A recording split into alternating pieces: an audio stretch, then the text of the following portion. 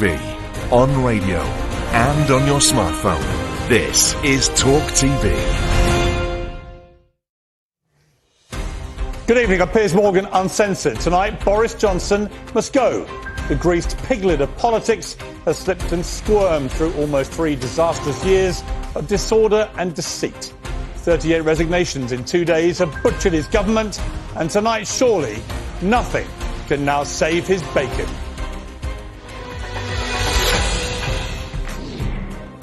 Good evening, I'm Piers Morgan, Uncensored, looking at live pictures over Downing Street where, well, Boris is hiding, lurking, refusing to go.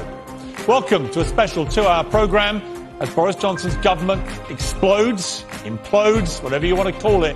It's one hell of a mess tonight. We'll have all the latest from the heart of Westminster.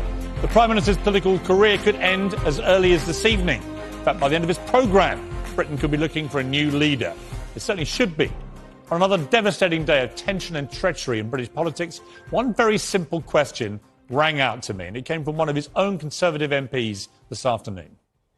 Does the Prime Minister think there are any circumstances in which he should resign?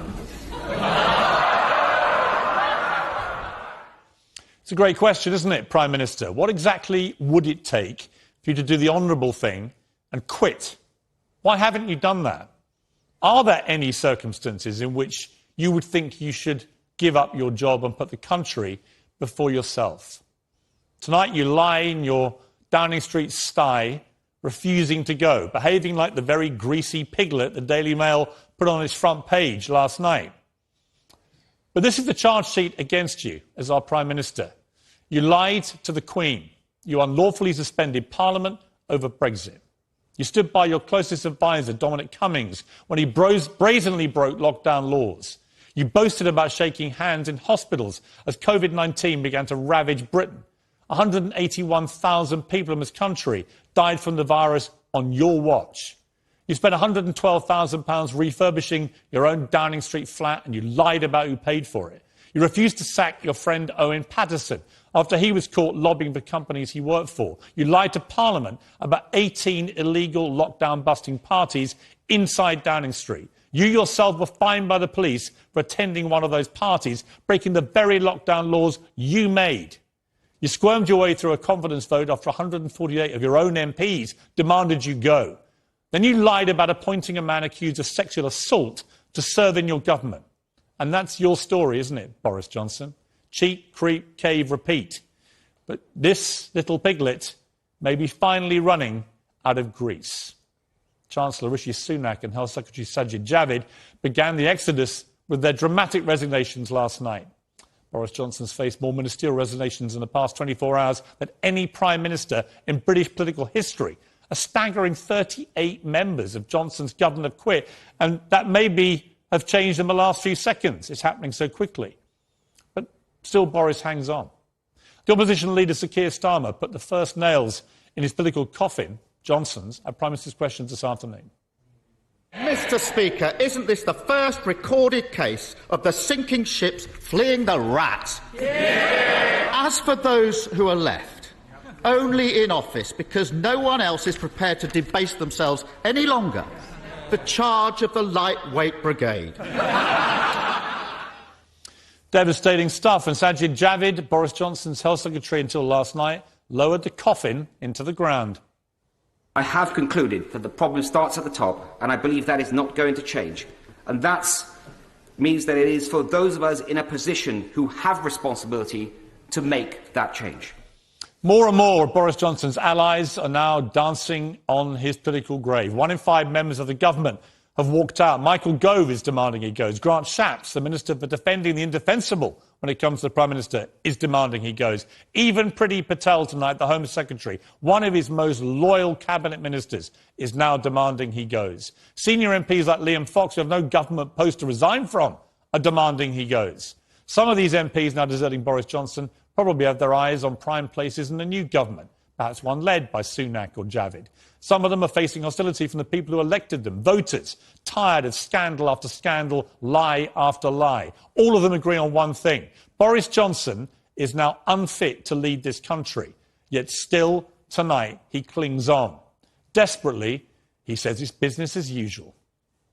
Job of a Prime Minister in difficult circumstances when he's been handed a colossal mandate is to keep going, and that's what I'm going to do.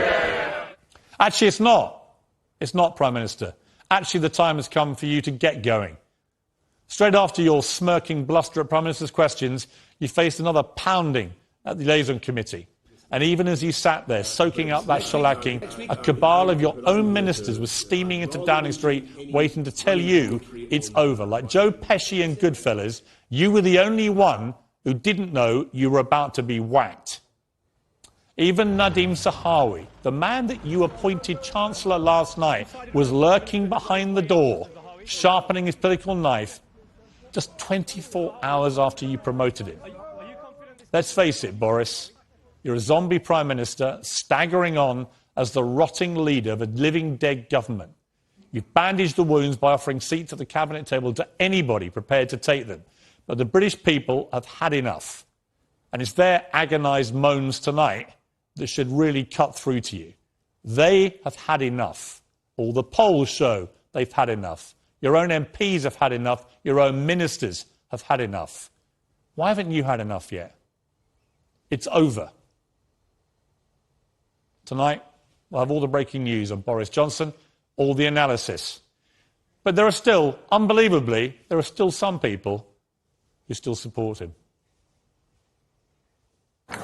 What's happening in there, Mr Rees-Mogg? Well, I've been working in the Cabinet Office. The Prime Minister's going to go. I'm happy to take both off. I don't get run over. I don't want to have... Is he going to resign? Is the Prime Minister going to resign? To have my full support.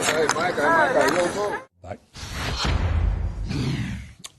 Well, you're looking at number 10 Downing Street. We've got our chopper up there looking down over a pretty grim, dark, funereal scene, isn't it? As it should be, as befits the beginning of the end of the British Prime Minister. The only question tonight is why hasn't he gone? What more will it take to force Boris Johnson out of there? And frankly, if, as some people are suggesting, he has to be dragged kicking and screaming into the street, well, I'm prepared to perform my civic duty and do that task for my country. Talk TV political editor Kate McCann joins me now live. Kate, one question. Why hasn't he gone? What's he waiting for? How much worse can it get? Well, I can tell you directly, Piers, that sources close to the Prime Minister say that he will fight on. And the reason for that, to answer your question, is that the Prime Minister believes that, first off, he's been given a significant mandate by the country. Essentially, they voted him in such huge numbers such a short time ago that he feels really the only people who should have the ability to remove him from office are those people, the country. Now, that's why the prospect of an early general election has been on the lips of everyone here in Parliament today. It's why the PM was pushed at the Liaison Committee to rule it out. But there's another reason. The Prime Minister, in those meetings with Cabinet Ministers tonight, they've been in and out of Downing Street all night long, has been warning them, look, if you try and get rid of me now, you face a summer of talk about a leadership election. We will not be focusing on the economy. We will not be focusing on Ukraine. This is the worst possible moment for it.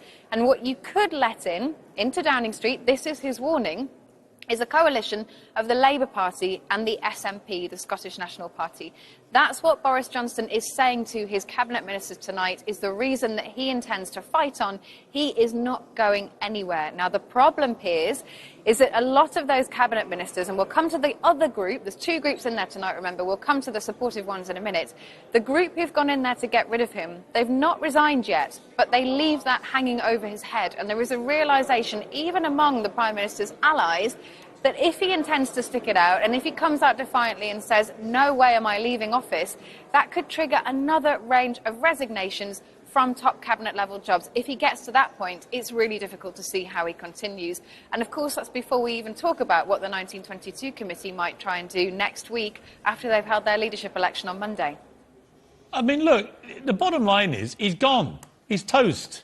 He's like the old Monty Python thing. He's kicking up the daisies. He's an ex-Prime Minister. He just hasn't got the memo yet. What is he waiting for? I don't get it. It's so humiliating. Is he literally waiting for someone to drag him out? I think he genuinely believes what he's saying to his cabinet colleagues. I saw him today in Prime Minister's Questions. I was watching from the public gallery. He was buoyant. He looked I have to say, like he was enjoying it. He enjoys being in a difficult situation up against it. This is a man who genuinely believes that what he's doing is the right thing for the country. And even more than that, he thinks that the electorate agree with him. Now, there is no way of testing that. You can do lots of different polls. They'll tell you lots of different things. The only way to test that is a general election. And he believes, against Sir Keir Starmer, the Labour leader, he's still the man for the job. The second reason, Piers, is that other group of senior cabinet ministers that I mentioned. They're in Downing Street tonight too. People like Nadine Dorries, people like Jacob Rees-Mogg, maybe even Nadeem Zahawi, who are trying to figure out if there's a way to shore him up and then if there's a way to keep the government together even if Boris Johnson goes. My understanding is he thinks he's got enough support in the cabinet to sustain himself. He believes that he's got enough ministers who will back him even through this rocky time, even despite what could happen on Monday. So he thinks he can still continue in position. The big question is, with all of the resignations he's had, and you mentioned more than anyone else, it's actually a record, can he replace those people with credible ministers? That's a question tonight we still don't have an answer to. Kate, do you know General Custer's last words before he died? No, go on, tell me. They'll never hid us from... That was it. He never got to finish the sentence. Looking at the enemy on the brow of the hill. They'll never hid us from... That was it. Kate McCann, we'll be back to you later on. Thank you very much. Brush up on your Custer in the meantime, and I'll be back to you later. Well, I'm joined now in the studio by Talk TV host Julia Hartley-Brewer, political columnist Emily Sheffield, and the Sun's political editor Trevor Kavanagh. I didn't call you Trevor McDonald there, but that's because you're such a doyen of television news and newspaper news. Trevor Kavanagh, you've covered so many of these crises. It is tempting sometimes to overblow things, but I just look at this situation in totality and think this is over, isn't it? You can't overblow this. I mean, it's. I think Emily summed it up brilliantly. Boris is toast, or in the case of his slippery pig, bacon. I think that it's a matter of hours, not days. How can he hang on when half the cabinet is sitting there waiting for him to arrive to tell him to go? You've got the 1922 committee executive ready to change the rules and force another contest. And the idea of a general election, as we discussed last night, is for the birds, because the Queen wouldn't have it, I don't think. But when you've even got Nadeem Zahawi, the guy he promoted last night to Chancellor, when he apparently is leading the charge of the cabinet assassins, I mean, surely at some point you wake up and smell the cappuccino, don't you? Well, you have to admire Nadeem Zahawi. Yes. I mean, it's like Game of Thrones. He's an absolutely ruthless operator. Yes. He went in and demanded the job rather than let someone else like Liz Truss take it. Took the job, one of the four major heads of major departments, which gives him the qualifications of a head of the Treasury for the job. And then demanded it. So, I mean, now he's plotting to get rid of the man who gave it to him. I mean, it is unbelievable. Emily, what do you make of this? I mean, you're a columnist. What's your next column going to say? My next column's actually going to talk about who's next going to be Prime Minister. I think we're going to be not talking about Boris Johnson. Well, The Spectator, which is Boris's former magazine, The Spectator, tonight has "After Boris" as a headline on the front. They've already moved on. No, he's gone. I'm sorry. I think it'll be tonight, and if it's not tonight, it's going to be tomorrow morning, and you know, maybe I'll be proved wrong. But what cabinet has he got to put together? He's got no one to support him. Someone gave a very good tweet earlier today and said, well, it's going to be Dylan the dog, Carrie, and Larry the cat. And Larry, no, because Larry doesn't do that. Larry will be outside amusing people, probably cleaning his, bits in front of the cameras. This is what he normally does. There is no serious way forward, and I just don't think it's weird, because he's not looking at his legacy. And most prime ministers are quite obsessed with their legacy. Everyone's always said, including me, he will be dragged out and we'll see the scratch marks on that black door. Absolutely. But we really are going to see the scratch marks. And his reputation is ruined now. Everyone said he's going to make loads of money from speeches. Well, fine. But he goes not as a man defeated by policy or an economic situation. It is his own character that has been wrecked. So his legacy is appalling. Right. So, Julia, that's a really interesting point, isn't it? Is that this is a guy... extraordinary speed that he has collapsed here, because he came in with this thumping majority. I remember being at a Christmas party. Trevor, you were there too. December 2019, a few days after the election. And they were so celebratory, Boris and his team, at this gigantic victory they'd won. And it seemed like they were almost omnipotent. Yeah. They could do what they liked for the next 4 years. Here we are 2.5 years later. Yeah. And it's collapsed in complete ignominy. Well, they say, a week is a long time in politics. 2.5 years is a lifetime, isn't it? Look, this is Mr. Unconventional, and everything he's done, whether it's becoming a Tory mayor of a Labour city in London twice, and then, leaving politics, going back, and everything he's done in his personal life as well, has been unconventional. So what a surprise that this is a man that doesn't obey convention when it happens. I mean, he's making sort of the downfall of Gordon Brown and Theresa May look like, acts of class and perfection, doesn't it? Well, someone said, I hope he can leave with a shred of dignity. I'm like, that ship sailed a long time ago. Yeah. Well, There's no dignity left here. On my breakfast show this morning, I was talking about how, he was hanging on by his last fingernail. I think all day he has basically been flying down through the air into the Grand Canyon. I thought the Mail's front page last night made me chuckle, because he had the greasy piglet headline. I think we've got it here. He is the greased piglet. And we had a little piglet in here earlier. Very charming little fellow it was too. But the point of the greased piglet being that he always manages somehow to slip away. This is where you need to get into his psyche. Because why does he think he could survive this? Because he's survived everything before. He always thinks he's going to get round this. Whatever it is, he can talk his way out of it. He appeared at the liaison committee, 2 hours of having conversations with MPs and select committee chairs, in which he was discussing, yes, I'll organise that meeting. Yes, we need to talk about what's happening on that policy. And everybody in that room and everybody watching was sitting there thinking, you're not going to be Prime Minister in a few days. Trevor, I've been told by sources, good sources, that inside Downing Street it's funereal tonight. A lot of tears, a lot of raised voices, a lot of people either trying to console him, others telling him he's got to go, a lot of fractious stuff going down. What are you hearing? Well, pretty much the same thing, and it reminds me very much of the last days of Margaret Thatcher when she consulted her cabinet and found that none of them wanted her to stay, apart from Michael Portillo. This is the same, and I think that it is a bloodletting process. I mean, what happened in the liaison committee, as Julia was saying, was an absolute horror to watch. It was like someone being flayed alive. It was surreal. And yet he seemed to be enjoying it. Yeah. I mean, there was a laugh on his face as he was going through, and Prime Minister's questions. He seemed, as indeed Margaret Thatcher did on her final day. Politics does send a lot of people nuts, doesn't it? Does. And it looked to me like he's gone a bit nuts. I mean, to be enjoying your own death in this way is a bizarre thing to observe. It's what makes them alive. They're addicted to the danger, and he loves all of that. Look, the only thing missing in number 10 right now, 2 groups of cabinet ministers, one lot saying, stay, Prime Minister, stay, because I won't have a job if you go, and the other side saying, mate, it's time to leave. The only thing missing is that wheelie suitcase full of booze, which someone should have got from the Whitehall loft line. He can at least have a legal leaving party. Let's bring in Talk TV contributor Adam Bolton, who's down in the cesspit of Westminster tonight. Adam, so what are you hearing? What's going to happen? Will he go tonight? It seems very unlikely. He can't be physically forced to do it, and he is telling everyone that he's not going to go, that the choice for the party is either a summer talking about itself or a summer dealing with the crisis. But, you've been talking a lot about his demeanour and the fact that he seems to be enjoying this.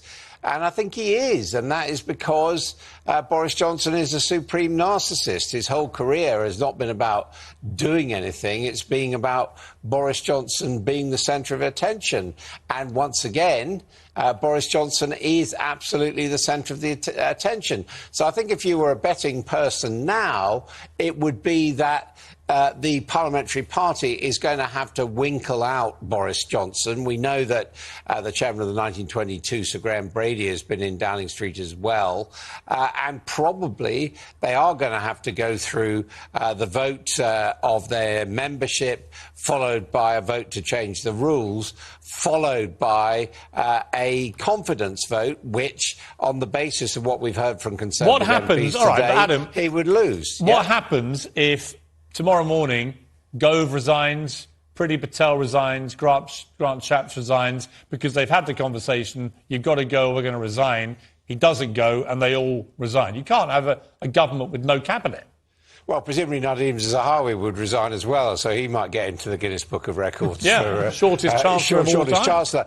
But theoretically, there is nothing constitutional to say that the Prime Minister could say, well, I'm going to go on, I still believe I can command the confidence of my party, and I'm going to go on until that vote takes place. I mean, that's the possibility. And what's beginning to worry people now is that if we do get into the period of waiting for the 1922 committee to hold its vote of confidence, that in the meantime, he could say, oh, by the way, I think I'll beetle off to see the Queen and see if we can have a general election, because, as he always keeps saying, he got this massive mandate in the 2019 election. The point is, this is not, well, we all know this now, don't we? This is not a politician who plays by the rules. Right. It's all about him. Although it would be truly ironic if the Queen, as I think she did with Margaret Thatcher, she gave a kind of suggestion,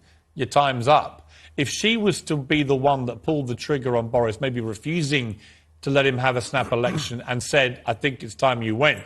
You know, I remember, I think the most damaging image of his entire premiership, frankly, was the Queen on her own in the church at Prince Philip's funeral, and the discovery later that there were 2 illicit Downing Street parties going on till the early hours the night before. I think that image has come back to haunt him again and again with the British public. It would be ironic and perhaps very fitting if it was Her Majesty who called time on Boris Johnson. Adam, stay there. We'll be back with you later on the show. We're extended 2-hour edition of Piers Morgan Uncensored tonight. A lot of drama again tonight. Will Boris go? Will he try and hang on?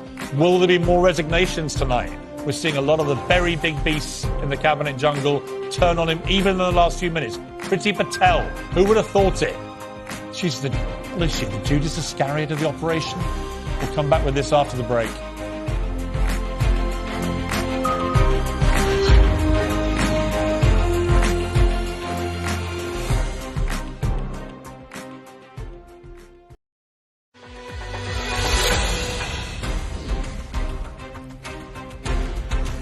Well, welcome back. Another dramatic night in British politics. Will Boris Johnson hang on, or could he go as early as tonight as British Prime Minister?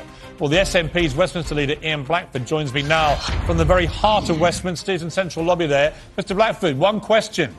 Is Boris Johnson going to remain Prime Minister more than a few hours? Well, that remains to be seen, Piers. He should have gone by now, and the fact that so many ministers have gone today, the fact that so many of his cabinet have gone and told him to go, he needs to do the decent thing. He can't cling on here. In the end, he will be forced out. The 1922 committee, I know, will do its job. But where is the self-respect and the dignity of a Prime Minister that's lost the confidence of the House of Commons, lost the confidence of his own MPs? There is no dignity to this. You really ought to do the decent thing, or ultimately he's going to be dragged out the place screaming and kicking. It's not an edifying sight, to say the least. Well, what do you make of this extraordinary situation when Nadhim Zahawi is promoted to Chancellor last night and now appears to be leading the cabinet coup against the Prime Minister? I think there's so many things that have gone on over the last few years, Piers, that we wouldn't have anticipated, that you think, how on earth did that happen? And this is just the latest in that. But, you know, if these ministers don't have confidence in Boris Johnson, they've got a duty to resign. They shouldn't be sitting around that cabinet table. They need to make sure that the pressure is up by leaving office. This is a Prime Minister that no longer can fill the ministerial seats that he has. The government is having to pull bill committees tomorrow because they haven't got ministers to do them. It's a government that's no longer functioning. A phrase I used at Prime Minister's questions: he might be in office, but he's not in power. This has to be brought to an early end. We're in the middle of a crisis. We've got the cost of living crisis. We've got the war in Ukraine. And I regret that we weren't talking about these things today. We should have been, because this is all about Boris. He's the problem. He needs to go. And he needs to show that he can actually be a big man and recognise for him that the game is up, his time is up. What if he just simply refuses to go? What if he says, no, sorry, and if you do try and change the rules to get rid of me, I'm not going to... What if he pulls a Donald Trump? I'm just not going to accept it, sorry. Then what do we do? Well, we know this is the man that doesn't play by the rules, and let's not forget that this is a man that prorogued Parliament. He shut down Parliament. He was found guilty in the highest court of the land. So we know that he is prepared to crash the bus. We know he's prepared to do anything. You know, first and foremost, I think Tory MPs have got to do their job, and I believe that they will do so. But if that doesn't prove to be successful, even if he loses a vote of no confidence and he tries to sit in 10 Downing Street, then Parliament's got to come together and place a motion of no confidence in the Prime Minister and do it that way. He can't be allowed to stay.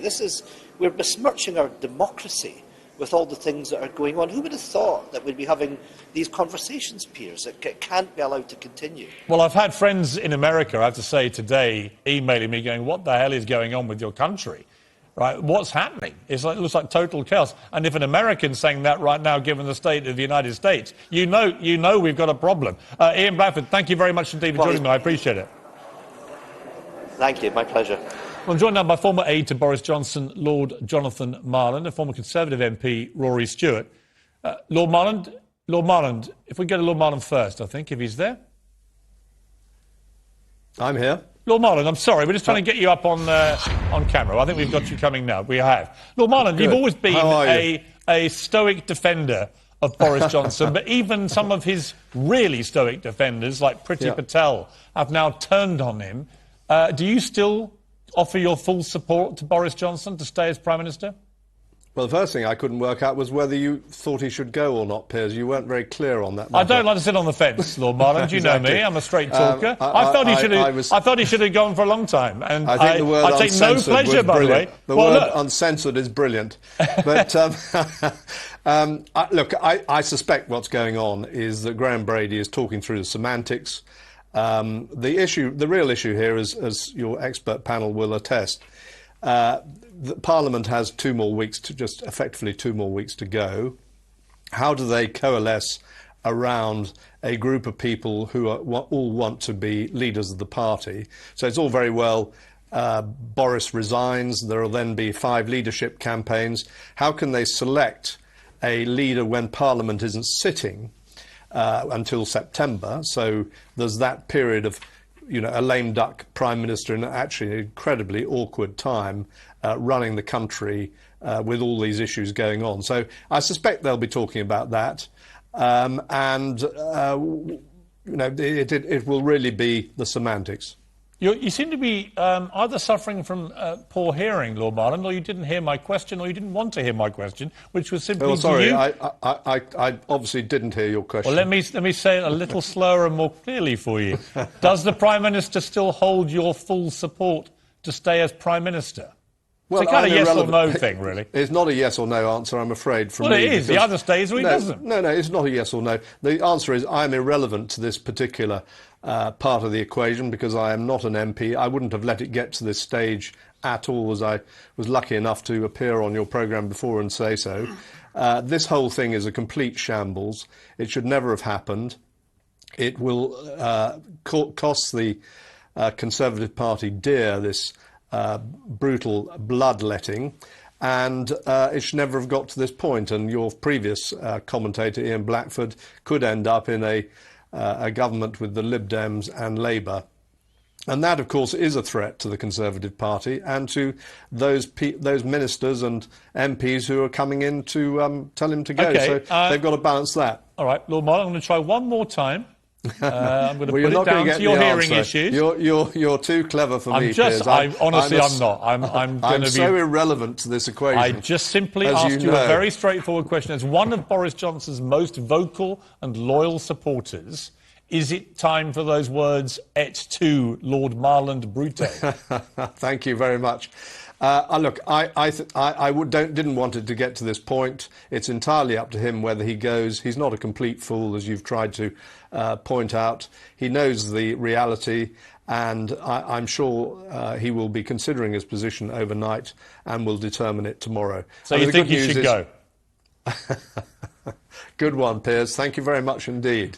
Lord Marland, honestly, I'd much rather you're be a watching smart cricket guy. than you, to be honest. I'm not a stupid person. I'm reading the language here. You are not here. a stupid person. No one's ever said that. Just for some reason, you're not prepared to actually say you don't think you should carry on, are you? Because you're loyal. I get that. But your silence in not saying you want him to is golden.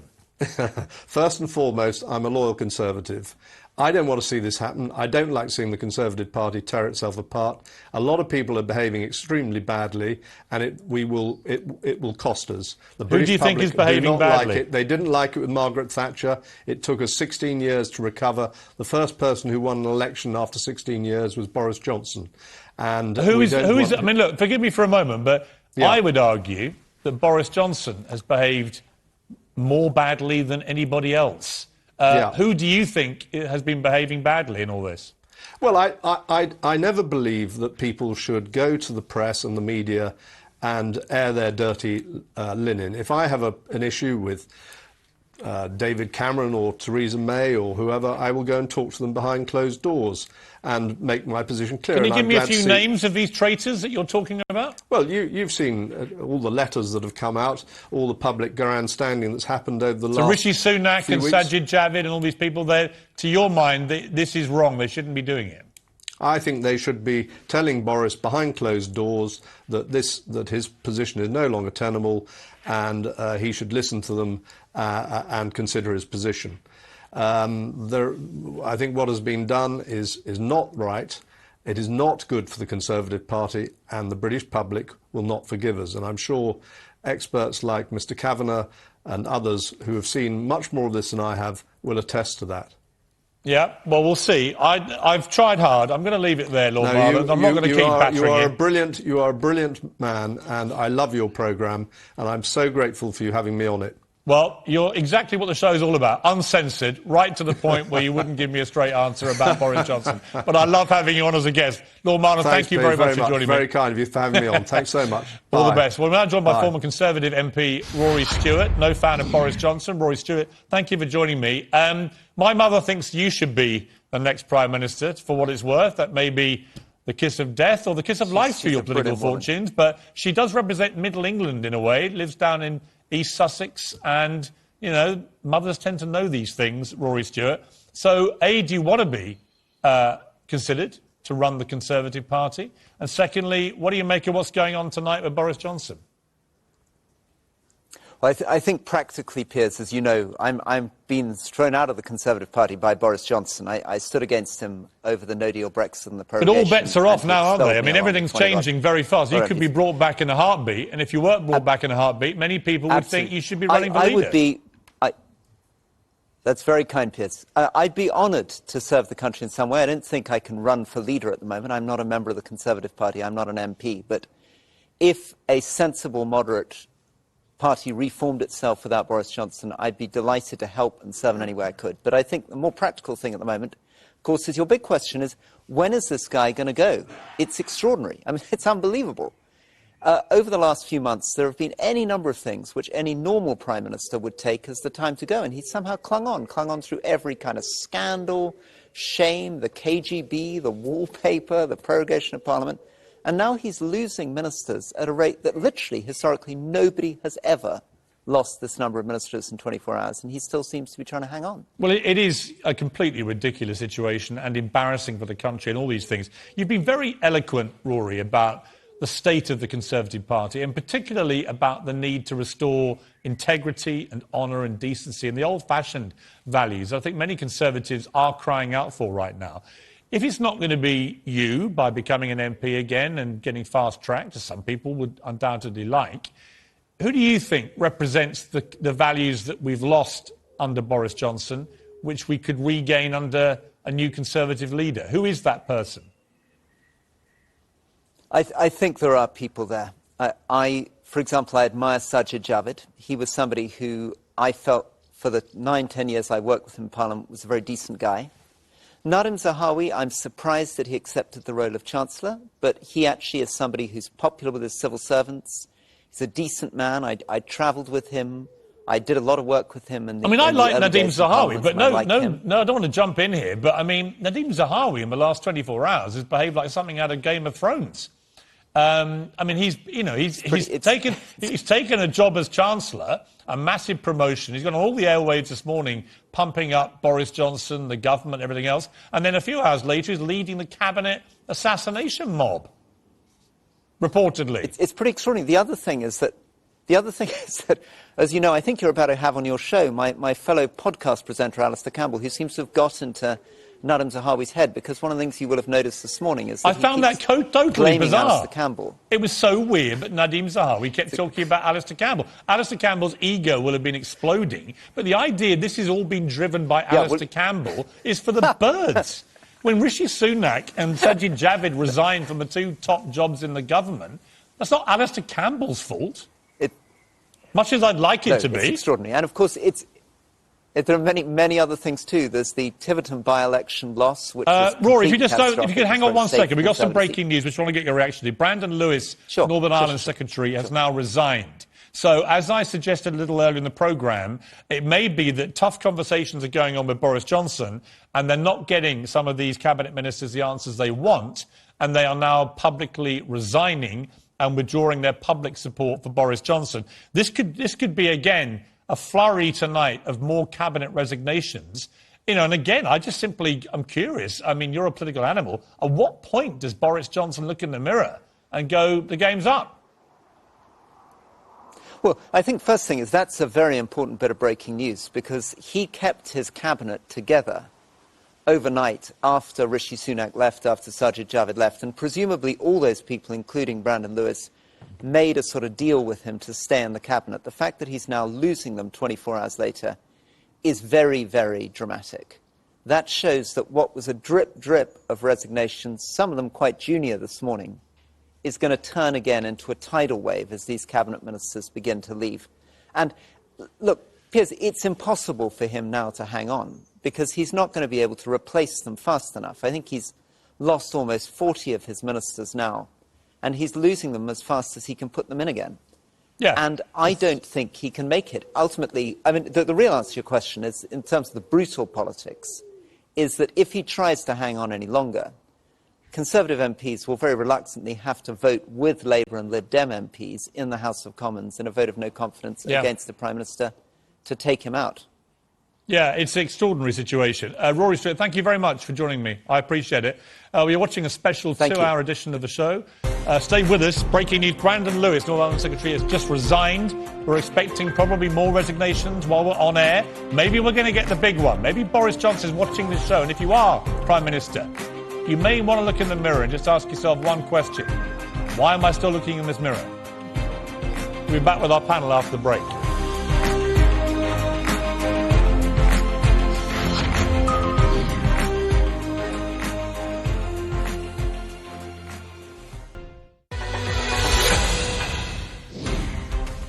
Well, I'm joined now back in my studio by the Talk TV host Julia Hartley-Brewer, political columnist Emily Sheffield, the Sun's political columnist Trevor Kavanagh. So we broke that dramatic breaking news before the break that Brandon Lewis, Northern Ireland Secretary, had resigned because the BBC told us he'd resigned. The BBC's now deleted the tweet telling us he's resigned, and we're told by sources close to Brandon Lewis he hasn't resigned yet. However, he is on his way to see the Prime Minister, so by the time I even finish this retraction of the BBC's mistake, and to make it clear, it was their fault, not ours, by the time I finish saying this, he might have resigned. So we're going to keep an eye on it. One person who has resigned is a PPS called Jacob Young, who significantly was working for Michael Gove. What does that mean? Does that mean Govey's on manoeuvres? We're going to find out as the night goes on. A lot happening. And as we can tell, it's a very febrile atmosphere, and we've got to be sure we know exactly what is happening, which means we won't be trusting the BBC Twitter account in the next few minutes. But Brandon Lewis, something's going on with him. So we'll find out. We'll keep you in touch with that when we get there. Trevor, I want to get your reaction. We did 3 interesting interviews there. Ian Blackford, obviously, full on, but making some good points about this is a ridiculous situation. I think we probably all agree with that. You then had Lord Marland, who would not commit anymore to fulsome support for the Prime Minister, which I think was quite significant given how much he normally does. And Rory Stewart basically pushing Sajid Javid and offering a future for the party. What did you make of it all? Well, I thought that your question to Lord Marland was actually answered with a silent yes. Yeah. He's no longer supporting Boris for the Premiership. I think that Rory is misguided in thinking that a Remainer, someone who actually voted Remain, even though he was probably more of a Brexiteer than he would admit at the time, I don't think that the party will back. So that's really interesting, because there is going to be a choice coming up. Assuming Boris does eventually go, they're going to have an election contest for a new leader, and it's probably going to come down, I suspect. You'll probably have someone on the Remain side and someone on the Brexit side. Is it feasible that a Remainer could come through and take over the party? There will be two names put on the ticket to go to the grassroots. The grassroots will not support a Remainer.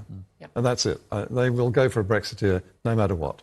And that's one of the dividing lines of British politics, and it will remain the dividing line right through to the next general election. Trevor, could I ask, someone like Liz Truss was a Remainer. A lot of the now loud, shouting Brexit supporters were Remainers. Liz Truss seems quite popular with the grassroots. But I feel with people like Liz Truss, because they were Remainers, then they turned to Brexit, that they sort of, rather like Boris, sort of shout angrily about Brexit all the time. But I feel someone who was originally a Brexiteer, someone like Rishi Sunak, who can say, look, I'm an original Brexit. He was one of the first people to say to David Cameron, I'm sorry, I'm not staying with you. Who do you think the grassroots will go for? Like a sort of pretend, what I would call a sort of pretend Brexit person, or someone who was really there from the beginning, or you think they won't care? Well, I think, to be fair to Liz Truss, I think she's actually changed her position, and quite convincingly. Whether she's the sort of person that they will go for as a Prime Minister is another question. There's a big question. Isn't she Maggie Light, Liz Truss? Well, very light. That's extremely light. I think so. She says what she thinks will get her the votes. And I don't think there's much conviction there, honestly. Who would your money be on, Trevor? Your nose is normally pretty plugged into these things. Well, I think that Rishi Sunak, despite everything, I agree, is still the man. Yeah, I agree. And I think that we are into a financial crisis, which is going to be much more profound and long-lasting than anyone has yet quite grasped. Yes. And you need someone who actually knows the way around the system. Yes. I think that there are many things about Rishi that were pushed off course by Boris. Had he been allowed to be the Chancellor he wanted to be, we wouldn't be in quite the position we're in. We're going to take a short break. When we come back, Julia, I'll come to you after the break and get your assessment of this. It's a really interesting conundrum for the party.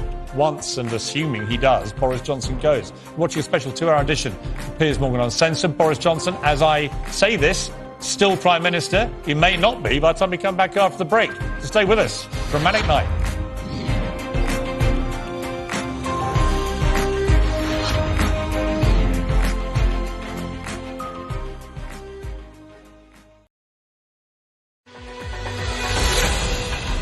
Welcome back to Piers Morgan Uncensored. You're looking at number 10 Downing Street, where there is a deafening silence and lack of movement.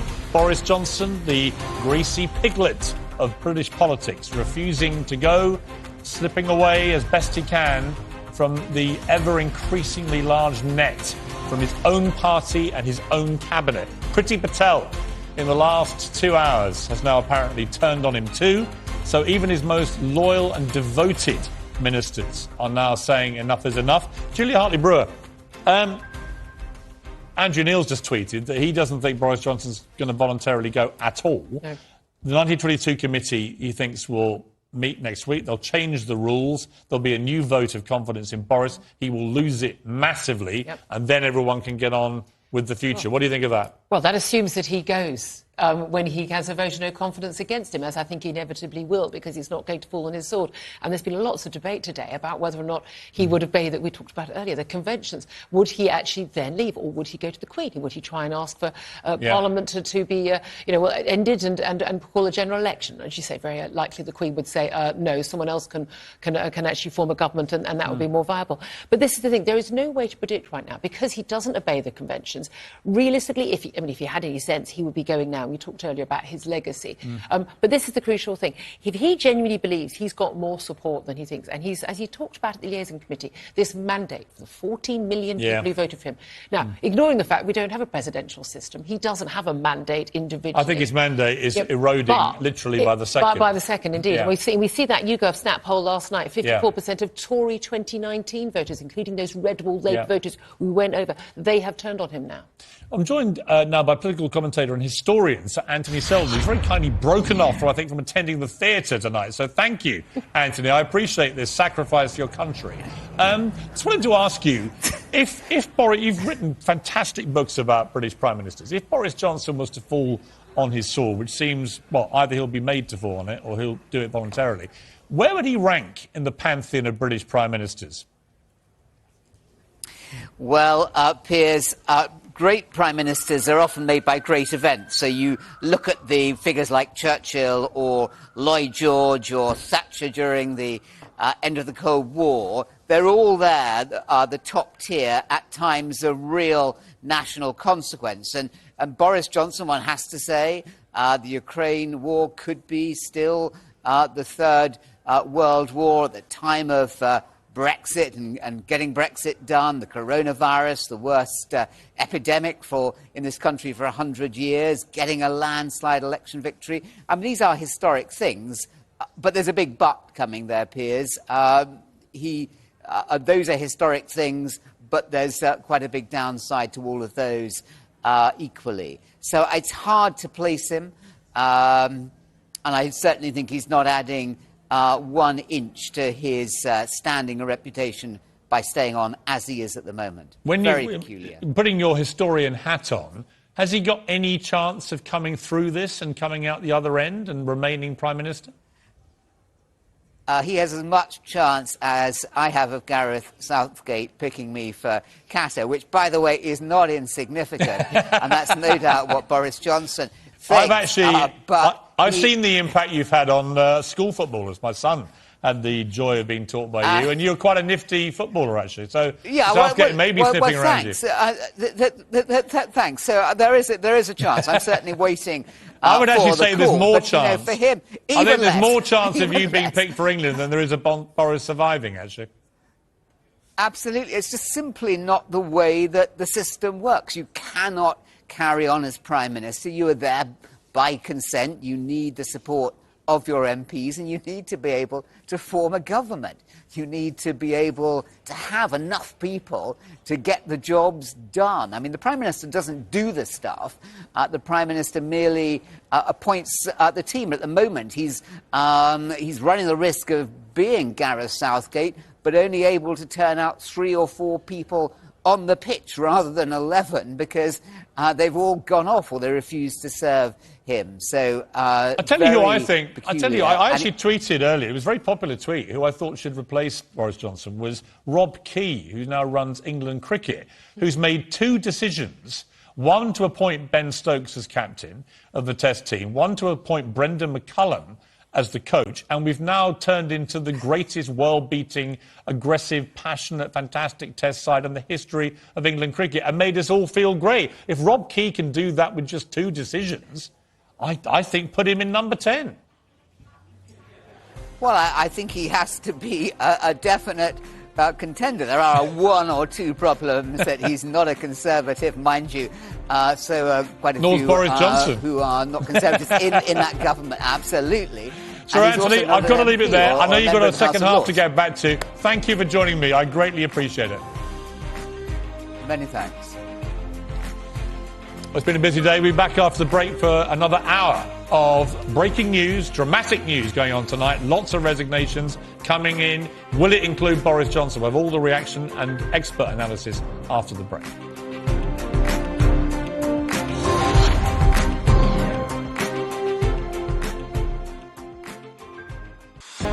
On TV, on radio, and on your smartphone. This is Talk TV.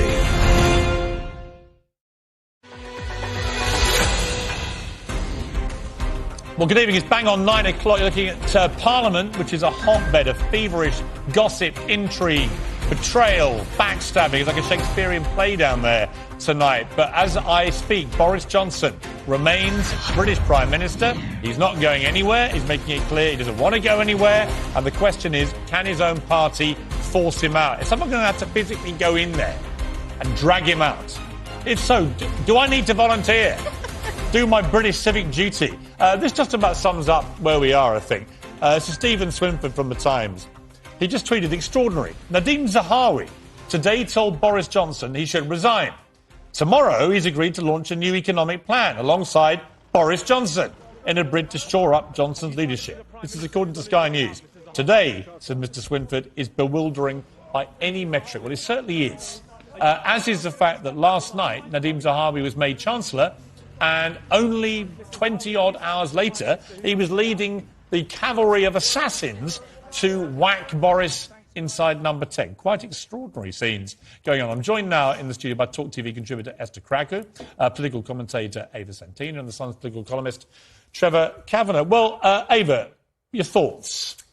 On the Nadine Zahawi plan, that is entirely expected. I think I was reading yesterday that yesterday morning's broadcast round was one of the most expensive in history. Something like Nadine Zahawi pledged around 21 billion in tax cuts to the public, which is obscene. And this is all to save Boris Johnson. Now, this cost of living plan, whatever they're going to come out with tomorrow, great, that's fantastic. But why do the public only get a little, you know, a little slice of the pie when Boris is about to get ousted? Like, why isn't this help consistent? Surely the public can see how transparent. Esther, are we just getting played here? I mean, Boris basically said to Nadine Zahawi, look, I know you don't want me to be Prime Minister, but right now you can make yourself look good if you go out and do all these tax cuts and make yourself look like Father Christmas to the British public. And Nadine's like, you know what, that actually could play quite well for me. And if Boris does then have to go, the public think I'm Father Christmas. I mean, is that as simple as what's going on? I think Nadine was very... Because I thought he had a brain aneurysm yesterday when he accepted the role, because Boris's IKEA cabinet can't stand for very long. But I think his plan was to at least be Chancellor through the summer, right? Because at least he knows that if he accepts this role, he's going to be in it for the next 2 to 3 months, so he can kind of show up some public support. But I don't understand Boris's strategy in the sense that there's nowhere to go but down from here. Really, he's in a pit. He needs to. I don't understand his strategy here. I'm actually confused. I mean, when I saw his, his hearing at the 1922 committee, he actually seemed a bit emotional. He actually used the word duty, and I don't think Boris and the word duty should ever be used in the same sentence. Well, we are in a bizarre situation, Trevor, aren't we, where Boris Johnson, by common consent, has had a good war, as they call it. You know, with Ukraine, he's shown leadership. He's done the right thing. I think he's put, you know, Britain forward pretty well first off the traps to help. President Zelensky loves him, talks him up all the time. You know, as he did well with, for example, the COVID vaccine programme. You know, he's had moments through this tenure where you look at him and think, well, that's leadership and well done. The problem is all the other stuff. Well, this is why he's not going. He believes that he's done the right things and that even the things he's done terribly wrong weren't actually wrong at all. They were just somebody else's mistakes or he was misinterpreted. So this is his legacy. His legacy will be to be the most notorious ex-prime minister in history. Really? You think so? Well, he is. I mean, he is ex almost, isn't he? Yeah. And the fact is that he will be remembered for this and this alone. Well, not alone because of Brexit, because of vaccines and because of Ukraine. But the most enduring memory of Boris Johnson will be the way he left office.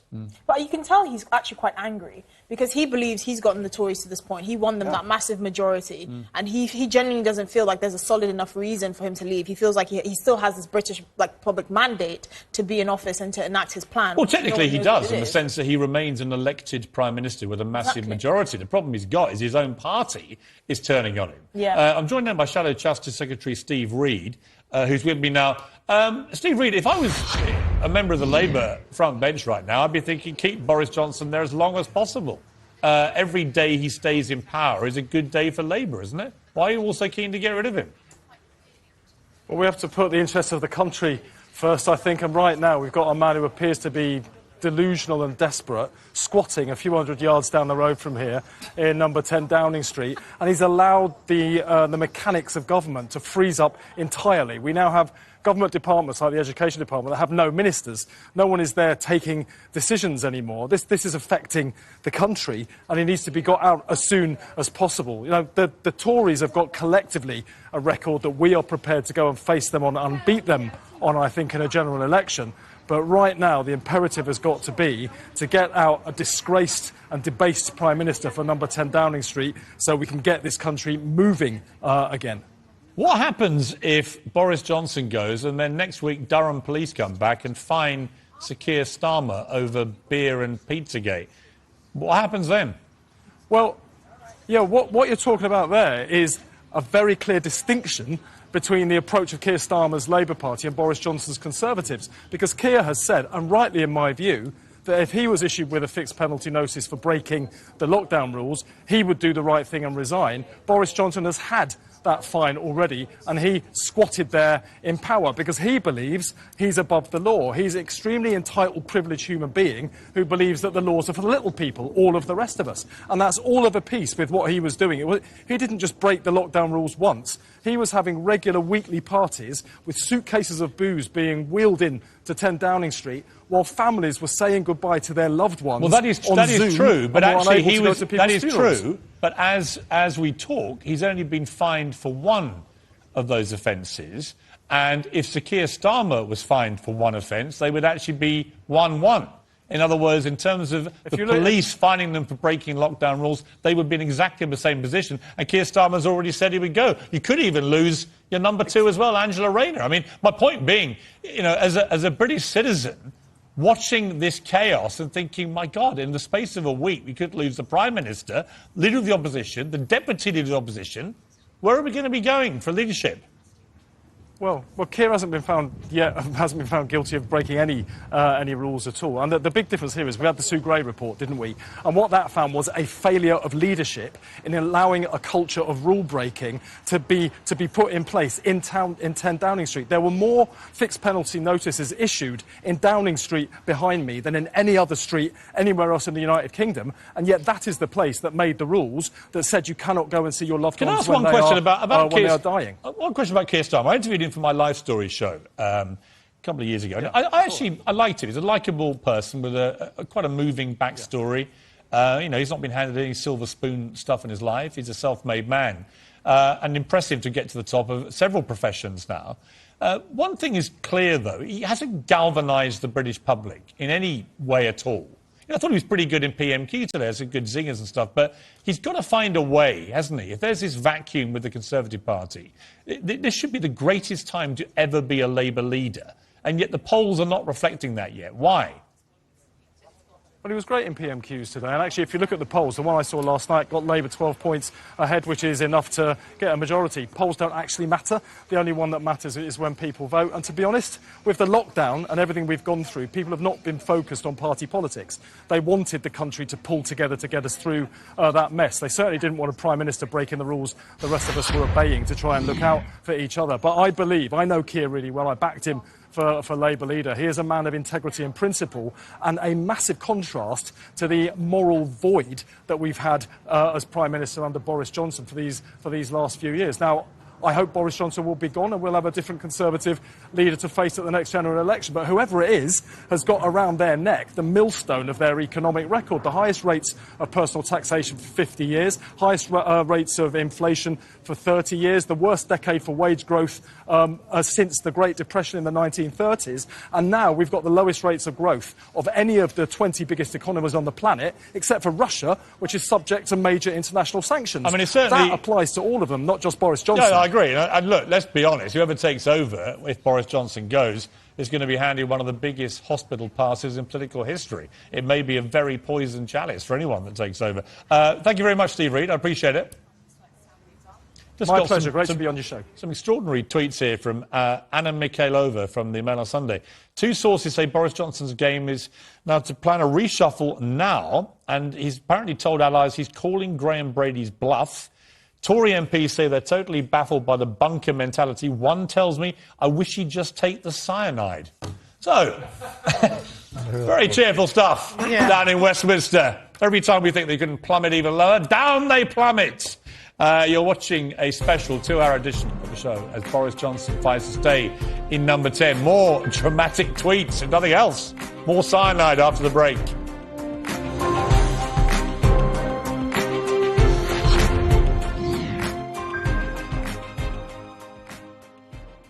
Have told him to go. You will find out some may have been beyond redemption, but he's been spelling out to them that 14 million people voted for him, and if the party wanted to deprive him doing that job, they have to take that mandate off them. He's called their bluff. Graham Brady said there's a 1922 election on Monday, new 1922 committee by Tuesday. That committee could decide to change the rules. Momentum today is not going to dislodge him. As he explained to cabinet ministers tonight, the chance is not Boris or no Boris.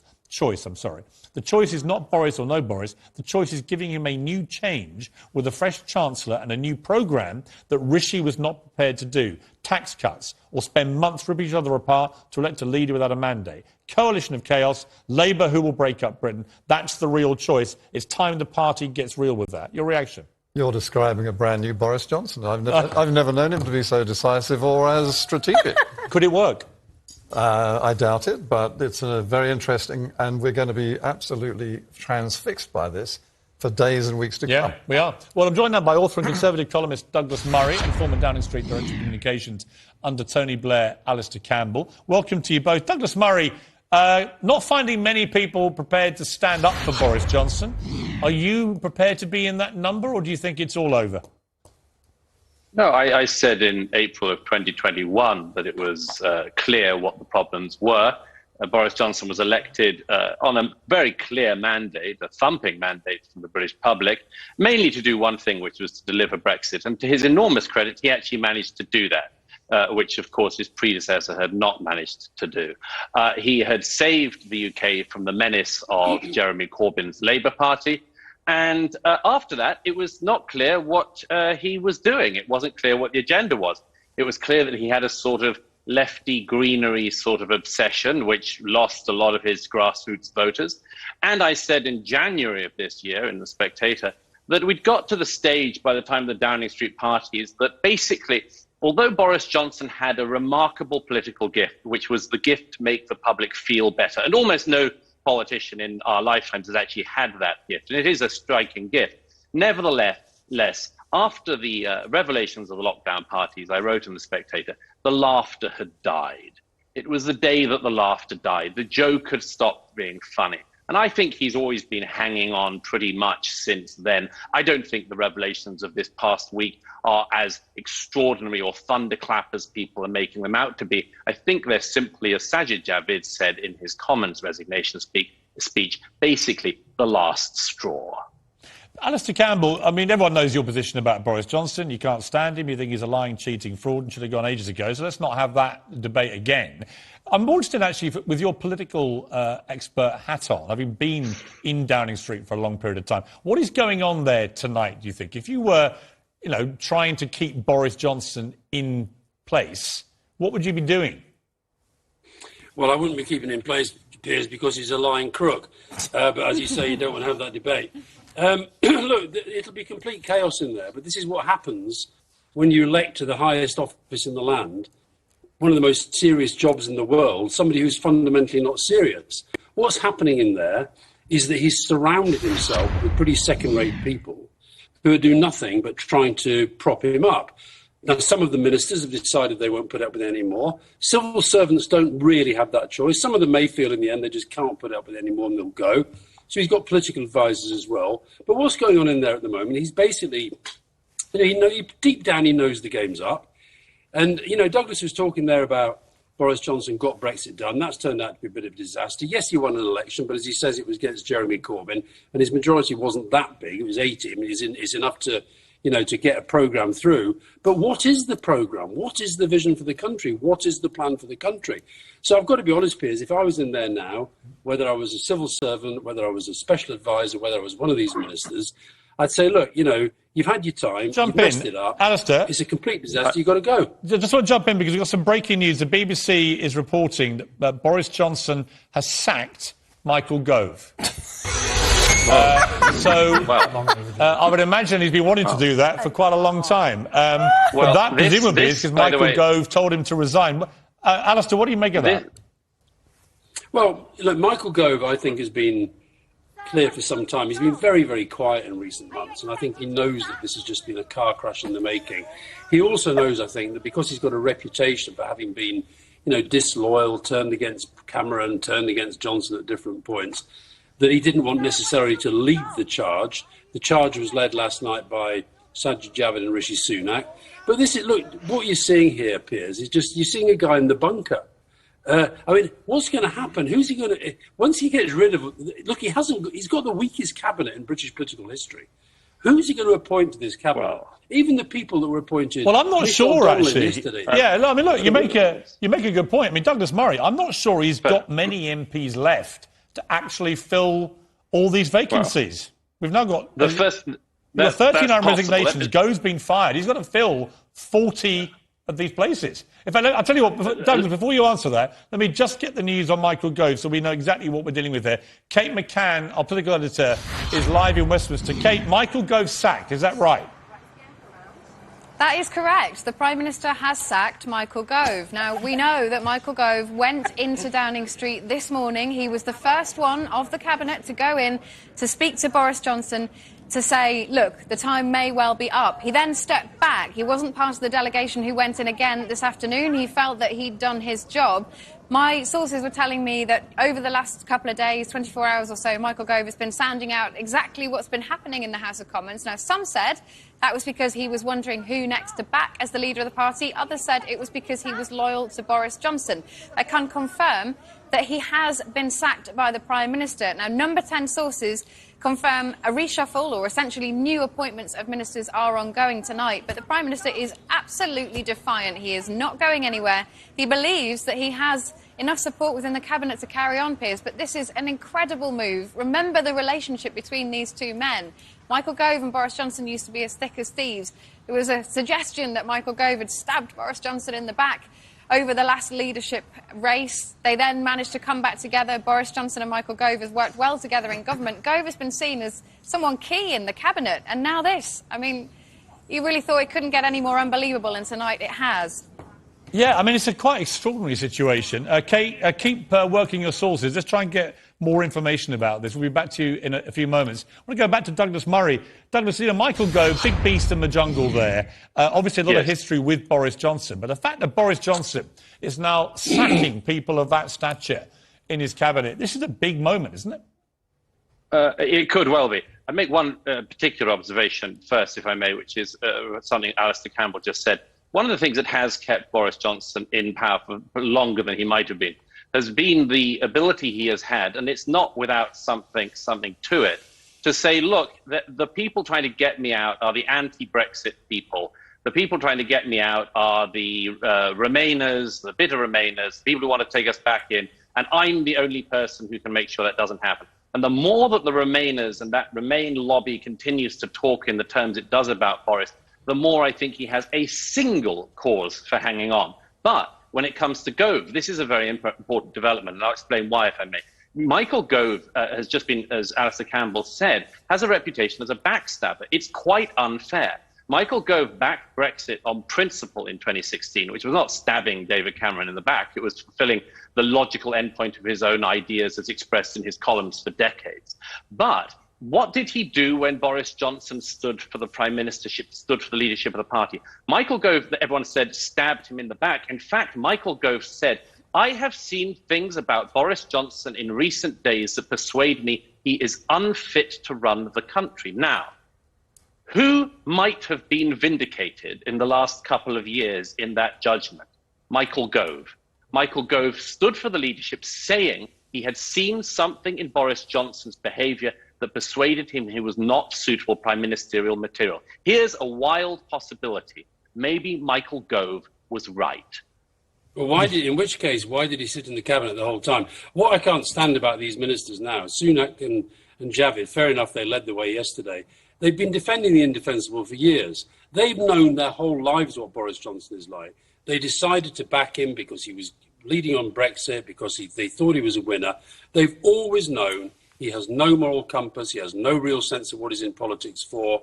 And that, it was always going to end like this. And they're now finding that he's also a complete narcissist, probably with sociopathic tendencies, which is why he's sitting there now in the bunker, shooting. Of course he is. Listen, this is a guy, Douglas, who only cares about his own interests. If he was honestly, I mean, I've got to say though, I mean, whichever side you're on, though, Douglas, about this, there is a touch of the Donald Trumps about what's going on tonight, isn't there, with Boris, where he's basically getting rid of all the enemies. I mean, this is a number 10 source about Michael Gove talking to Chris Mason from the BBC. You cannot have a snake, that's Michael Gove, who is not with you on any of the big arguments, who then gleefully briefs the press that he's called for the leader to go. You cannot operate like that. Calling him a snake. Look, first of all, I don't think it's appropriate for Alistair Campbell to be throwing out pseudo-medical terms about political leaders. And frankly, I think most of the British public will think... Oh, you can, and I'll just... Listen, the show's called Piers Morgan Uncensored. You can both say what the hell you like. Douglas. And I'll say what I like. Let Douglas speak, Alistair. Alistair, and I'll say what I like, which is... And I'll say what I like. Guys, time out. Alistair, let Douglas have his say, then respond. Yeah. Right? You're both uncensored. You can say what the hell you like. Douglas, finish. Most people remember Alistair Campbell's career most people recognise him as being more responsible than anyone in our lifetimes for degrading the idea of truth in politics. Most people in Britain want to hear Alistair Campbell talking about truth about as much as we want to hear Jeffrey Epstein talking about the age of consent. The idea that Alistair Campbell is any kind of expert on truth or decency is absolutely laughable. All right, Alistair, your chance to respond. If you're going to bring me on to talk with these right-wing non-entities who are part of the problem in this country anyway, we can talk all you want about this guy, people like Murray and the Spectator. Why don't you talk about David Kelly? People like Murray from the Spectator, where Johnson was spawned, they are part of the problem. They created this beast. They created this man who has got no morality, no honesty, no objectivity, no openness. He has trashed every single one of the standards in public life. And Piers, I've got to tell you, I thought I was coming on to talk to you because you're quite a serious person. I've got Sherwood on pause downstairs. Take Douglas Murray, take him back and put him in his 55 Tufton Street bin, and I'll see you later. All the best. Thank you, Alistair Campbell. Nice to Bye, see you. Piers. Take care. Lots of love to Erin. Thanks for joining us, Lots of love. Alistair. Thanks very much indeed for joining us. We've sadly lost Alistair Campbell. Douglas Murray, given you've had the grace to stay with me, would you like to have the final word? Sure. As I say, Alistair Campbell and some of the very bitter Remainers have just been one of the reasons why Boris Johnson has been able to stay, because he's always been able to say, look, there are these very powerful figures who are at the centre of politics, have been at the centre of politics, who want to drag us back into the EU. We've even had it from Tory MPs in Boris's own party. And so his one thing of holding on to power has been, look, I'm Mr. Brexit. I know what I'm doing. And outside are all of these forces that want to drag us back into the EU. But I reiterate my point. We do not need to hear about the concept of truth, decency or integrity in politics from Alistair Campbell. That's a long time gone that we wanted to hear that. I would give him a final right of reply, but he's unfortunately left the building. But he walked, didn't he? He did. And Douglas, you stayed, and thank you for staying. I appreciate it. Really appreciate you joining me, Douglas. Well, dramatic night tonight, not least between our guests. 39 resignations now. Michael Gove sacked. What else is going to happen? We've got half an hour more of this 2-hour special. We'll be back with our panel immediately after break. Stay with us. Anything could happen. Probably in the next 3 minutes.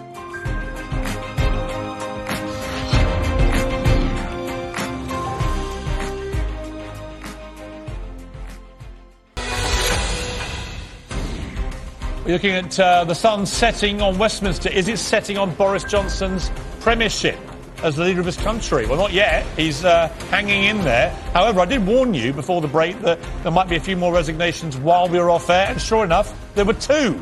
So while we were literally having a commercial break, James Daly MP has quit as PBS, the Secretary for Work and Pensions. David Mundell MP has resigned as the government's trade envoy to New Zealand. So we're now at 41 members of the government who've resigned.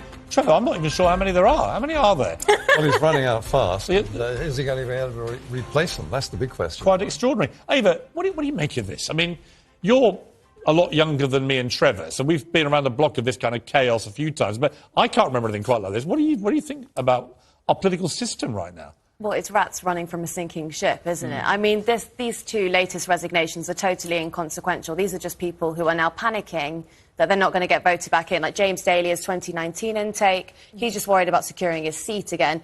David, he was trade envoy to New Zealand, so I guess that's kind of, what is that, our post-Brexit trade deals? We've now got this great agreement with New Zealand. That's quite pointless, isn't it? OK, yeah.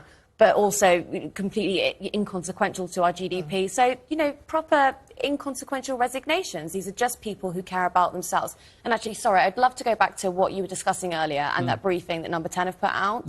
That is not a different Boris Johnson. Yeah. That is exactly the same Boris Johnson. Look on the 3rd line where he says that no cabinet minister has asked him to resign. That is a flat-out lie. It's still Boris Johnson lying. That is same Boris yet again. Trevor? Oh, well, I think Boris has a distinct disrelationship with the truth, and that's been part of his life ever since he entered the world of even journalism. The reason Max Hastings sacked him, and so on. Yeah. Long and checkered history. It's almost sociopathic, isn't it? Well, I do think there's a Trumpian streak in Boris, where I think he doesn't think the rules apply to him. He doesn't care about truth particularly, and he thinks he can just kind of barrel his way through stuff because, you know what, like Trump, actually they both rose to the biggest office in their countries by doing that. Yeah. So let's go to Adam Bolton. Adam, Michael Gove, is this I've just seen your tweet, quite intriguing tweet, suggesting this might be a very positive thing for his own leadership ambition that Boris has fired him. Yes, I think so, because I think it shows that Michael Gove is a man of principle, tells the Prime Minister what he thinks. Important to remember Michael Gove, an ex-Times columnist, and the Times newspaper this morning was calling for Boris Johnson to go and is ready to face the consequences. I think we can work out now, Piers, what's been going on this evening, which is that Plan A to get rid of Boris Johnson has failed. Plan A was that those cabinet ministers who went in to see the Prime Minister said to him, if you don't resign, we're going to resign. And he called their bluff. As they say in that note from the Downing Street briefer, he said, OK, well, I'm not going to resign. And guess what? They didn't all resign. And now they're beginning to try and resurrect their careers as servants of Boris Johnson. Now, I think all that this means is that Plan B now becomes more important. And Plan B is the 1922 committee in the Parliamentary Party going through various processes to change the rules and to have a vote of no confidence in Boris Johnson next week. That looks like where we're heading. Boris Johnson will try and bluff it out over the weekend. He'll say, I've got great ideas, I've been treated unfairly, blah, blah, blah. But it seems to me that the die is cast, that the Parliamentary Party has decided they want rid of him, and that's how they'll do it. There'll be a brutal drag-out until then. Fascinating. Thanks, Adam. Esther, Boris Johnson sacking someone for disloyalty. Yeah. Is irony just dead? Oh, my gosh. Well, I don't think those two words should be in the same sentence, Boris and loyalty. But, you know what's ironic? Chris Pincher has not resigned. Can we just have a moment of silence? So the original groper Pincher is still there. Exactly. And this is the madness that is now our politics. I must say, as entertaining as this is also extremely disappointing because it's just showing the worst of Boris. I don't know if this was his intention. I don't know. Matt Chorley here from Times Radio, a very funny guy at the best of times, said nothing in his life became him like the leaving, and he is leaving it like a chaotic, forgetful, deluded, selfish, directionless, friendless, childish, thin-skinned, confused, narcissistic lunatic. Tell me what you really think. Trevor? You must out sociopathic.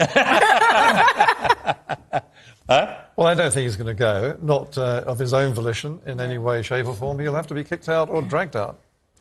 And that's eventually what's going to happen. All the way to the Tower of London. We're going to bring in former MP Neil Parish, who, of course, fell on his sword after the, Porngate, I think it was called, wasn't it, Mr Parish? What are your thoughts?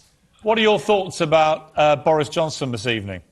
Well, I think, sacking Michael Gove is like sort of creating a Duke of Buckingham. He's going to mass his troops on the side now and come in against Boris. I imagine it was, having watched a lot of Westerns in my youth, I imagine it was which one got to the draw first, really. Boris, I imagine, fired him before he thought Michael Gove was going to resign. So, it's crazy situation. The Pincher situation, he should never have been there. He shouldn't have put... it's like putting a fox in charge of your chickens. This is a man, and I'm not being funny about this, this is a man, Pincher, who actually was welfare of our members, and not only was he sort of, touching people inappropriately, he was also saying, you can go far in the Conservative Party, and this is a man who is there to help us. It's crazy stuff. And of course, Boris, first of all, a few days ago says, well, I won't take the whip from him because he's done nothing wrong. And then over a period of several days, he has to refute all of that. And then he comes out yesterday and said, of course, I knew all about it, and he was a terrible man, Christopher Pincher, and he must go. And of course, meanwhile, people like Therese Coffey and others have had to go out and defend the Boris situation, and only for 5 minutes later for it to be refuted. They're fed up. Mr Parish, many people might agree with you, but they might think it's pretty rich coming from you, given you had to resign for watching porn in Parliament. Do you think you're the best guy to take the high moral ground with Pincher? No, but come on, Piers. You mean I? Well, it's a pretty obvious question, isn't it? I mean, you're moralising away about Pincher. Yeah, no, I did. I stand by what I did, and I stand by. You stand by watching porn in the Commons? No, I stand by the fact that I resigned and I did the right thing, and so therefore. Yeah, but you resigned because you did the wrong thing. Well, yes, but it was right to resign, and therefore... Right, but it was wrong to do what you were doing. I'm just wondering whether you think you're the right guy to put the halo on and play the high moral ground with old Pincher. I'm not putting any... Aren't you all basically collectively to blame for the impression the public has got that you're a bunch of sleazy people who are actually betraying the British taxpayers? I mean, that's what many people think. Yeah, look, Piers, if you don't resign, you're sleazy. If you do resign, you're sleazy. I mean, I made the right decision. I stand by what I did. What you can't do is put somebody in a position of power which, can influence the jobs in government, and then leave them there. Pincher had a minder, all of those things. And so that's what I'm saying to you quite clearly. Look, MPs at the end of the day will make a decision on Boris as is he a winner, is he a loser? They've largely come to the conclusion now that he's losing votes, he's not winning it, and therefore we can't trust what he says. And I like Boris, believe it or not, but you go in to see him. I was looking after agriculture as Select Committee Chair. I'd go in and say, Boris, we've got to protect our food standards on trade deals, and he'd say, yes, absolutely, Neil, I'll look after the farmers.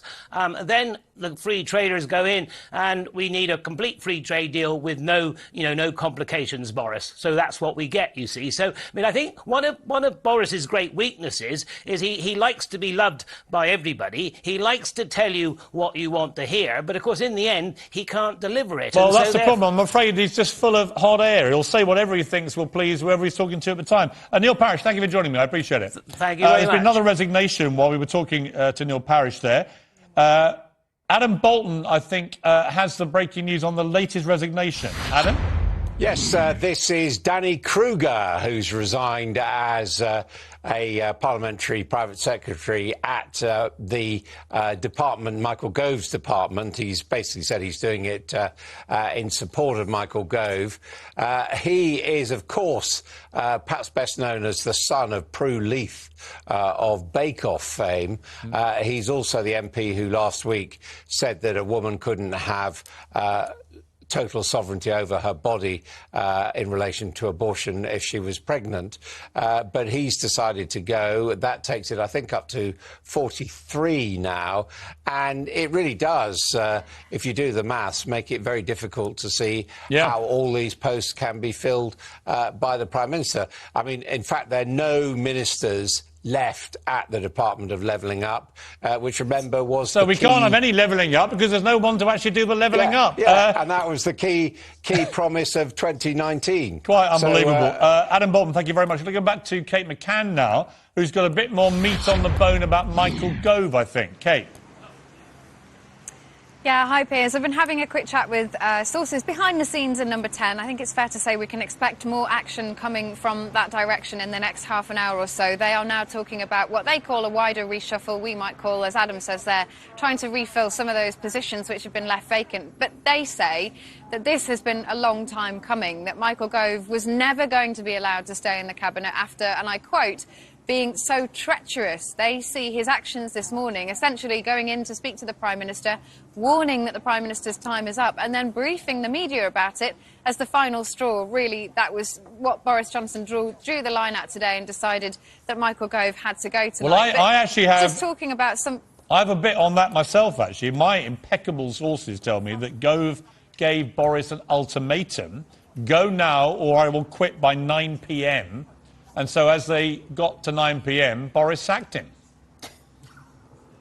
Yeah, and you know what? There's been a fascinating suggestion that half of the ministers who've been going into Downing Street tonight, the ones who've been saying, look, Prime Minister, your time is up, that they are saying exactly the same thing. And even those allies close to the Prime Minister who say, look, his position, that he's going to stick it out, that he's going to fight, that actually might do him more harm than good, because those cabinet ministers who said if you don't go, then we will. It will prompt them to cross that line, and then the Prime Minister will not be able to go back from that. So over the next couple of days, maybe, Piers, even the next couple of hours, we should start to see the result of those briefings that we're getting from the Prime Minister, which are incredibly punchy, to say the least. It's funny, though, because as we're talking about this, Nadine Dorries, the most loyal of the loyal, has tweeted, "The PM's priority is to stabilise the government, set a clear direction for the country and continue to deliver on the promises he made and the British public voted for." Well, as Adam pointed out there, one of those key priorities was levelling up and housing, and there are now no ministers at all in that department. Well, I think you should probably give all the main jobs to Nadine Dorries and give us all a good laugh. Kate, thank you very much indeed. We'll be back with you. We're going to take a short break. We'll be back. Resignations coming and going so fast we can't keep up with them. Don't even want commercials, to be honest. All hell might be breaking loose. But we will be back in a couple of minutes. See who's gone by then.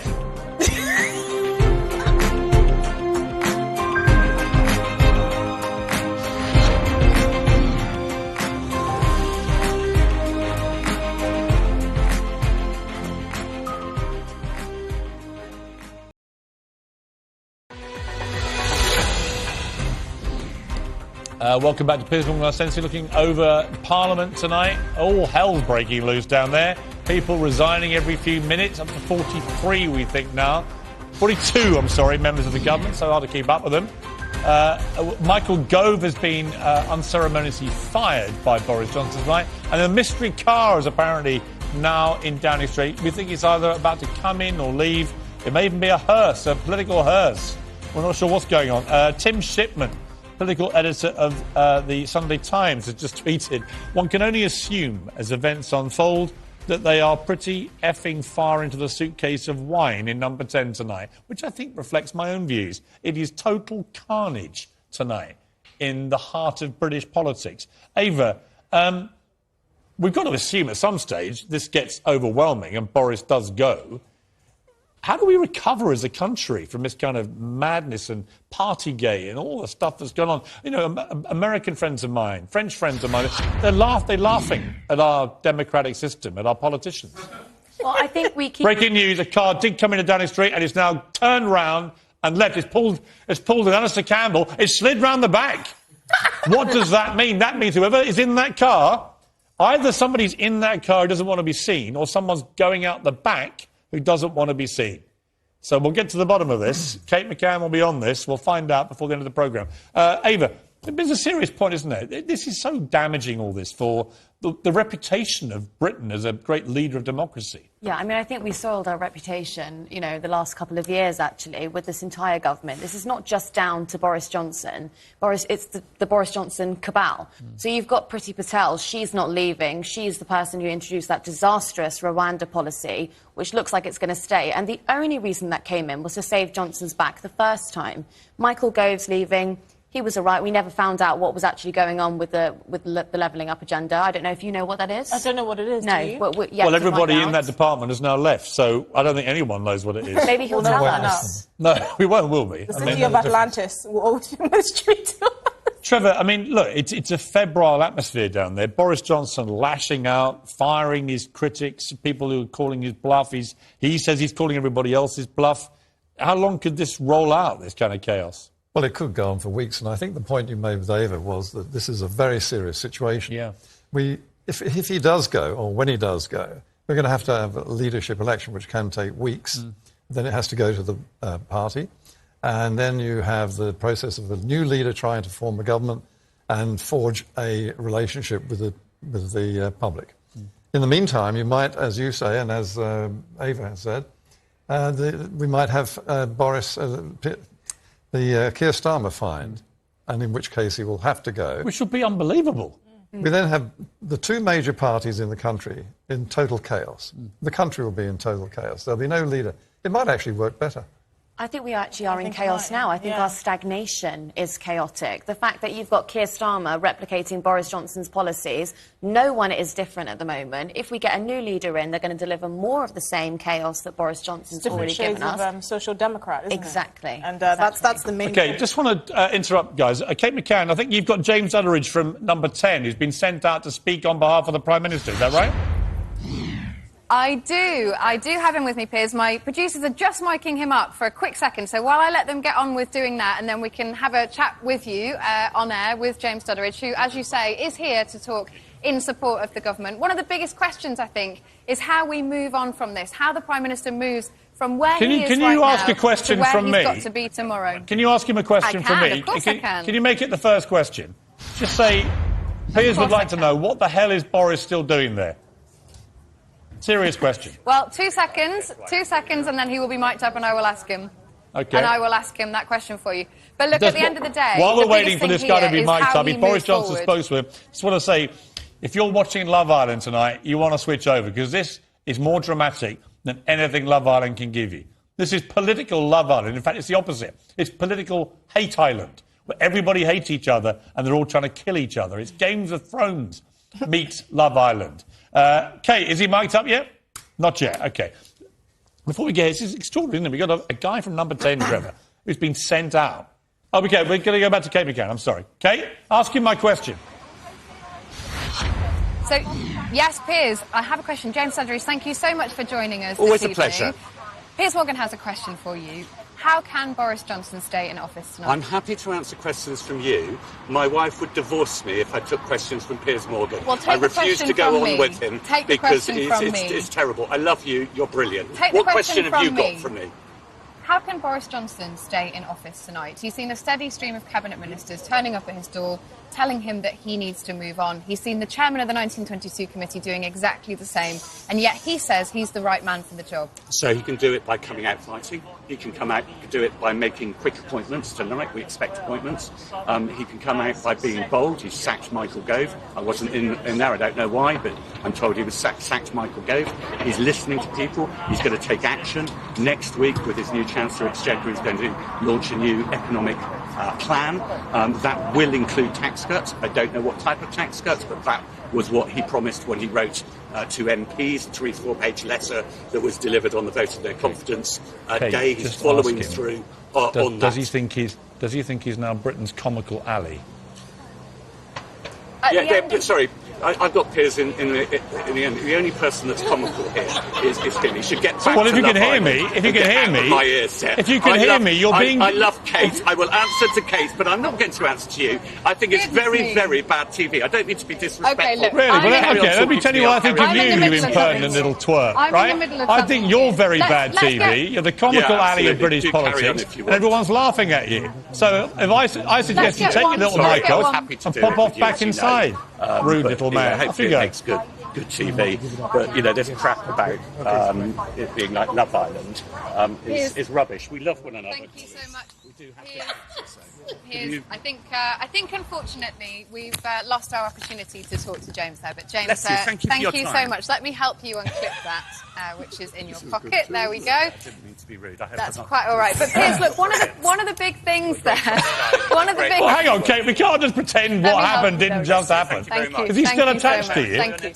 Thank you. Piers, one of the things that we did learn there... Well, hang on. Kate, you can't just pretend that didn't happen. Who is that guy? A, who is he? And B, how dare he be so rude? Who is he?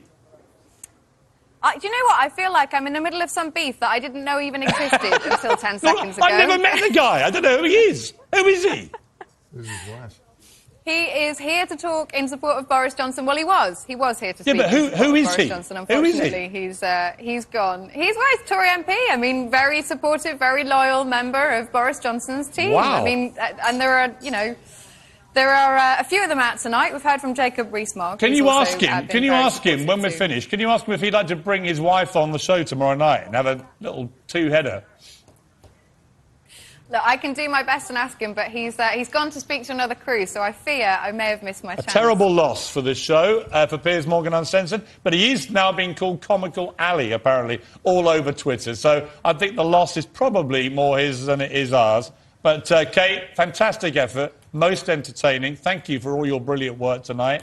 The madness continues, and hopefully we'll get him and his wife on tomorrow night. Well, that's about... Thank you to my panel, to Trevor, to Ava, to Esther. Thank you all very much. It's been an extraordinary night. It has. We've had people who've been had to lose their jobs for watching porn in Parliament, taking the high moral ground with gropers called Pincher.